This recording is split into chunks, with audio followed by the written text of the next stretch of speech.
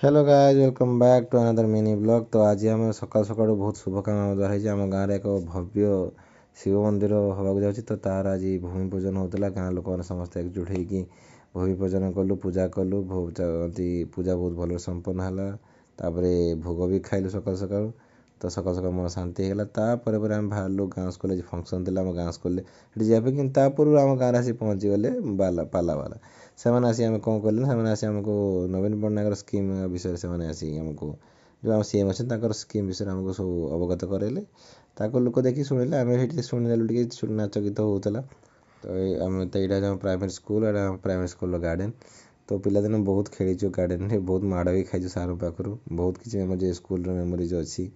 पाठपढ़ा सांगर बहुत मजा मस्ती भी हुए गाँ स्कूल। तो समस्त चाहते चाइल्डहुड फेरी आसू कि फेरी तो पारबनी तथापि कितु मेमोरीज भाविला बहुत भल लगे। तो थैंक्स फॉर वाचिंग पुणी देखा।